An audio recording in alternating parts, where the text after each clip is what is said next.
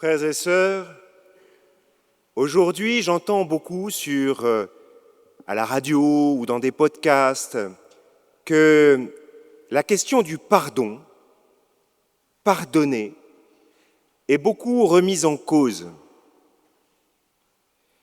Pardonner, ce trésor que nous recevons par l'Esprit Saint, est mis en question par le monde et parfois même accusé d'une certaine complicité avec les injustices. On remet en question une certaine injonction au pardon, chez les catholiques particulièrement, parce que portés par une sorte de culpabilité judéo-chrétienne, finalement, on n'aurait pas d'autre choix que de pardonner. Le pardon est un vrai trésor, frères et sœurs. C'est un trésor qui coïncide avec le don de l'Esprit Saint, et c'est pour ça qu'il nous faut réapprendre ce qu'est le pardon. Recevez l'Esprit Saint. À qui vous remettrez ces péchés, ils seront remis. À qui vous maintiendrez ces péchés, ils seront maintenus. En entendant ces paroles, on peut être frappé par le contraste entre la responsabilité qui nous est donnée de remettre les péchés et son corollaire, maintenir les péchés. On aurait bien voulu peut-être s'arrêter à remettre les péchés, mais non. Ceux à qui vous remettrez les péchés, ils seront remis. Ceux à qui vous maintiendrez les péchés, ils seront maintenus. Et cela, c'est la réalité du don de l'Esprit Saint. Alors, frères et sœurs, j'aimerais m'attarder sur cette réalité qui est une responsabilité pour nous, chrétiens, qui est une responsabilité confiée aux apôtres et qui est confiée à toute l'Église, pour le monde. Remettre les péchés, maintenir les péchés. D'abord, cette phrase, cette manière de parler nous dit, avec une sorte de tournure de phrase qui dit la réalité du don de l'Esprit Saint qui nous a été remise. Vous savez, dans la Bible, souvent on a des formules comme ça où on dit tu aimeras ton ami, tu haïras ton ennemi. C'est ce qu'on appelle un hébraïsme. C'est une manière de dire le tout, la réalité, en exprimant les deux contraires. Donc dans cette formule, Jésus nous dit que l'Esprit Saint nous a vraiment été donné, que c'est une réalité qui a été remise entre les mains de l'Église et dont nous n'avons pas à douter. Le pardon qui est donné dans l'Église est vraiment donné. L'Esprit Saint qui a été donné aux apôtres a été vraiment donné et il est constitutif de la réalité de l'Église. Nous avons du mal à le penser, ça. Parce que notre regard, parfois trop humain, est tellement voilé par le péché que nous voyons devant nous, mais parfois aussi le péché qui est dans notre cœur, que nous ne concevons pas que Dieu nous a vraiment fait confiance en nous remettant cet Esprit Saint, que ce don a été vraiment remis aux apôtres et que nous formons un corps. L'Esprit Saint a fait de nous un corps bien réel. Recevoir l'Esprit Saint, ça veut dire aussi le transmettre. Frères et sœurs, c'est aussi réel de recevoir et de transmettre l'Esprit Saint que vous autres parents avez bien conscience de la réalité de la vie que vous avez transmise à vos enfants. Vous savez qu'il ne suffit pas de transmettre la vie, il faut éduquer les enfants, vous le savez, les faire grandir. Et c'est une réalité. Si vous n'éduquez pas vos enfants, si vous les laissez comme ça pousser, vous savez qu'ils ne grandiront pas. De la même façon, quand nous recevons l'Esprit Saint, nous le recevons vraiment comme ce don de la vie, mais nous avons à le transmettre. Comme dans un corps, chacune des cellules du corps transmet la vie qu'elle a reçue. Chacun de nous est responsable du don de l'Esprit Saint qu'il a reçu. Frères et sœurs, nous pouvons nous poser cette question de cette façon-là. Comment je fais que les personnes qui sont autour de moi reçoivent ce don que j'ai moi-même reçu?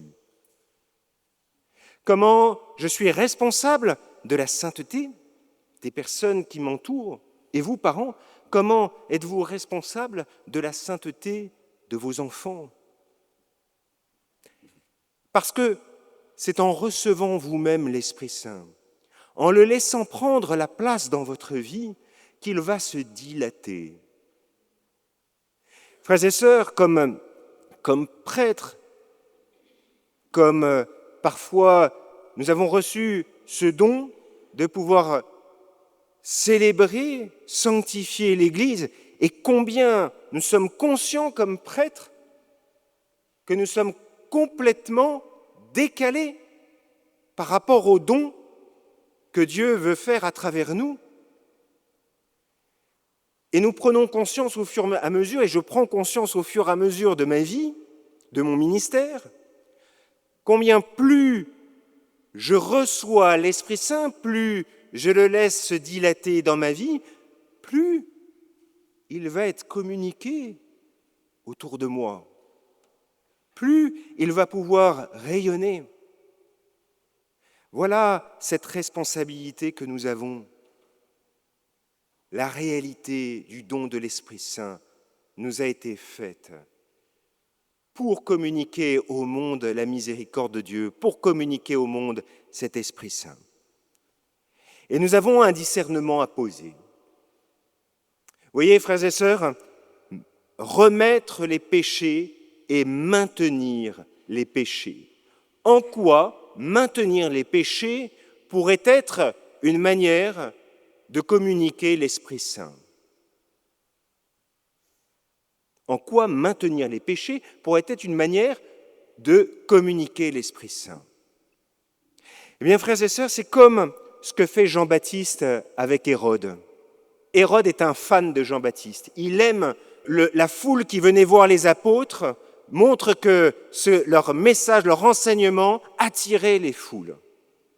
Et pourtant, ils vont nommer le péché d'Hérode, non pas pour l'accuser, non pas pour l'enfermer dans son péché, mais pour qu'il prenne conscience que s'il veut recevoir le don de l'Esprit Saint, il faut qu'il en sente le besoin. Et pas seulement un besoin superficiel. Prendre conscience de son péché. Vous voyez, maintenir le péché, c'est faire justement que dans notre vie, nous décrassons notre cœur. Le décrasser, ça veut dire enlever cette espèce de pellicule qui ne nous fait pas prendre conscience, qui nous rend insensibles à cette réalité du péché. Maintenir le péché, c'est creuser en nous, justement, un puits pour que l'Esprit Saint, le don de l'Esprit Saint s'y déverse. Frères et sœurs, parfois, dans notre vie, nous avons besoin de nous abstenir de certaines formules, de certains comportements tout faits, pour pouvoir redécouvrir la nouveauté de l'Esprit Saint. Parfois, dans notre vie chrétienne, nous allons avoir besoin de nous abstenir de venir communier pour pouvoir redécouvrir ce qu'est la communion. Parfois, dans notre vie chrétienne, nous avons à vivre un un jeûne qui dure, pour pouvoir découvrir que nous avons faim de Dieu. Frères et sœurs, le don de l'Esprit Saint, le don de l'Esprit Saint est vraiment un don. L'Esprit Saint, c'est pas gratos, c'est gratuit. Vous voyez la différence qu'il y a entre gratos et gratuit, c'est que gratos, je m'en fiche, je m'en remplis les poches, on est dans une logique consumériste. Le don de l'Esprit Saint est vraiment gratuit. Découvrir le prix de l'Esprit Saint, c'est déplacer sa vie. Alors, frères et sœurs, dans cette fête de la Pentecôte, demandons au Seigneur de ne pas passer à côté de ce don. Vous savez, ce livre de l'Apocalypse où le Christ dit « Les tièdes, je les vomis ». Ne soyons pas des tièdes. Attention, le contraire du tiède, ce n'est pas l'illuminé. Le tiède, c'est celui qui ne veut pas recevoir tout le don de l'Esprit Saint, qui veut en recevoir une partie, qui veut être chrétien sans complètement mettre tout dans sa vie. L'Esprit Saint se donne en entier. Ne soyons pas des tièdes. Frères et sœurs, que cette fête de la Pentecôte nous rappelle à tous que nous avons à mendier l'Esprit Saint. J'aime beaucoup cette phrase de saint Augustin. La loi nous a été donnée pour mendier la grâce, et la grâce nous a été donnée pour accomplir la loi. Eh bien, mendions l'Esprit Saint comme nous mendions la grâce. Amen.